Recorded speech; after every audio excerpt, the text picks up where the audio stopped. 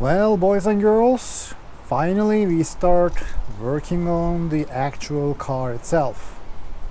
So, one of the first things I will do with this is obviously I need to clean this front area, and you can see there is some rust or paint being chipped. That is because either clutch or brake fluid leaked down there, or both, because there is residue there which is under the brake master cylinder, and there is some there which is under the clutch master cylinder. So both of them are going to be replaced, but today I will work on removing the brake master cylinder and the brake booster. And it's a quite windy day, so I am sorry for any static noise. So first things first, let's drain the brake fluid. And ooh, I got my turkey baster. That's the strainer.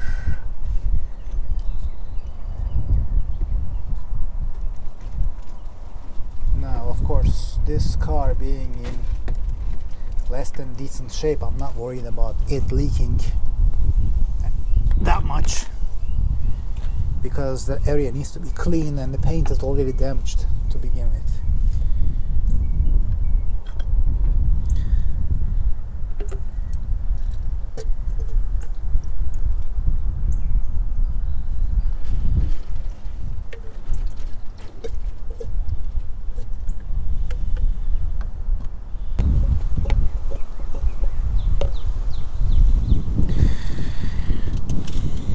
Knowing myself, I am super clumsy, so I'll most likely knock this over. Let's cap it off.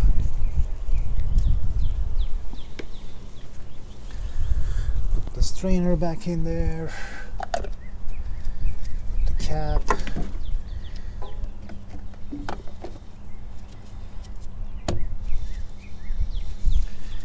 And this is, I believe, the signal wire that goes to tell the computer or control box, whatever it is in these old cars, that the brake fluid is low. So I got some shop rags that we will need potentially a lot of. So I'll place them here strategically. Now, unfortunately for these old cars, at least in the US, this thing is 30 some years old now, and you can buy the master cylinders new, but the brake boosters are out of production. You can't even find refurbished ones, so let's see if these will come out without a fight. I don't think it wants to come out.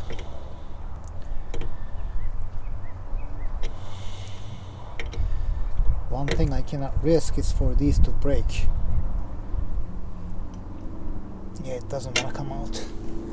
Alright, I came prepared.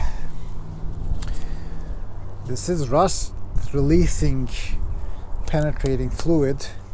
It worked fine previously.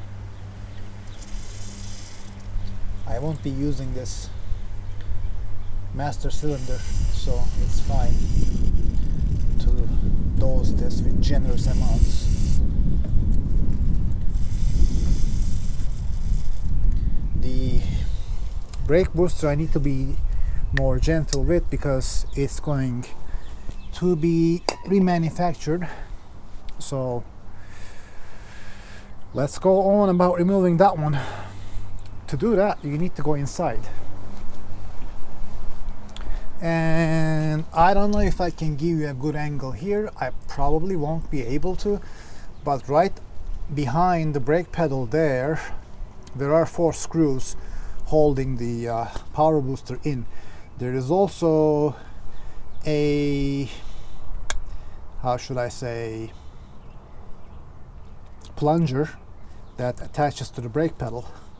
So I need to locate them, and I think I'm gonna have to remove the camera for this step because it's on my head. If you can imagine, it's gonna be hard to get in there with the camera on my head, and I won't be able to give you a good angle anyways, but I'll describe it as best as I can. Let me try to give you some view here. Yeah, the plunger is there. I can see the plunger and I can see those 4 bolts. Again, this will have to be off camera. Well, I gave up on the bolts on the inside part for now because they are a pain in the rear to get to. However, the rust releasing penetrating fluid worked good on these, so I can take these lines out.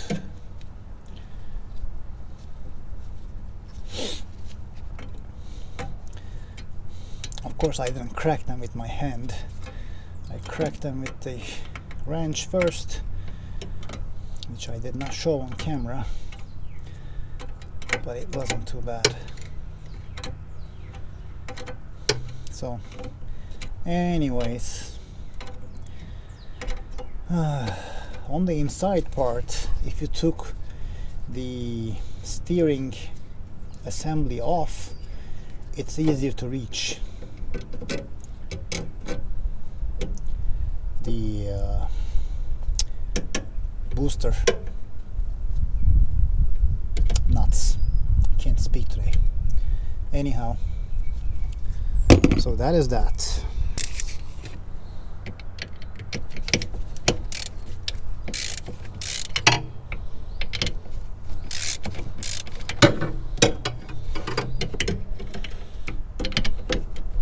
Now, they do sell a block of plate if you don't want the power booster. Technotoy Tuning sells that. I prefer to have my booster, so I'll do my best to be able to remove it without harm.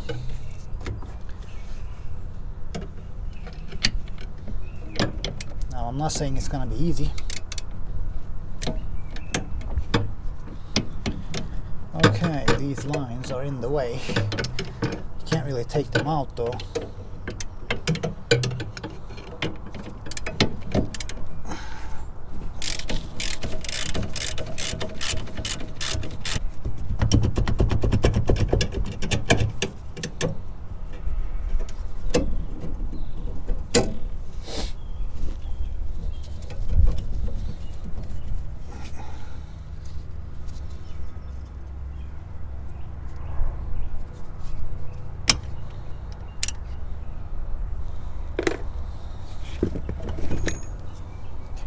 Something's holding it down.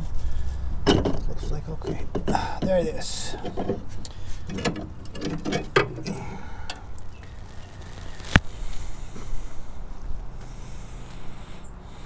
Looks shiny in there.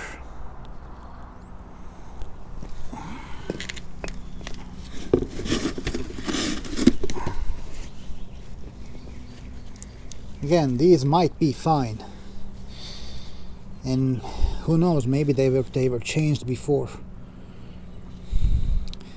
I just want to renew everything from the ground up as much as I can.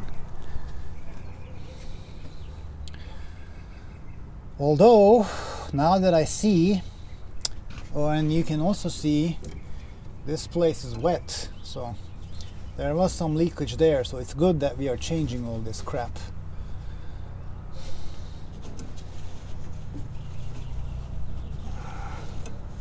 You see?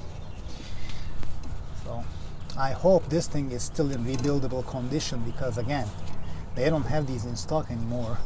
I need to send it to a rebuilder, and hopefully they can make this work. Now the tough part, which is getting this thing out. Yeah, going to off-camera mode again, and I'll see you in a bit. Hopefully in a bit. Whew. So I went ahead and removed the mounting bolts from inside the cabin. let's get this one out, the vacuum hose. Although it's ancient, it did come out rather fine, easily, I should say. Anyways, I'll show you a breakdown if I can get this out.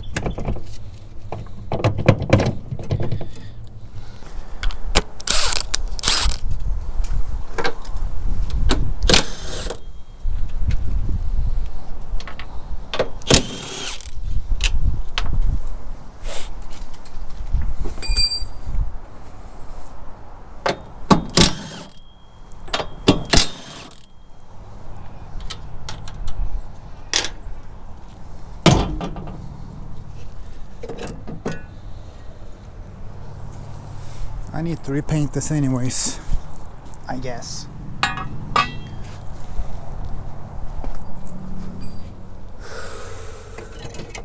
And there it is. There is our brake booster. So, let me give you a rundown of what has been done to this.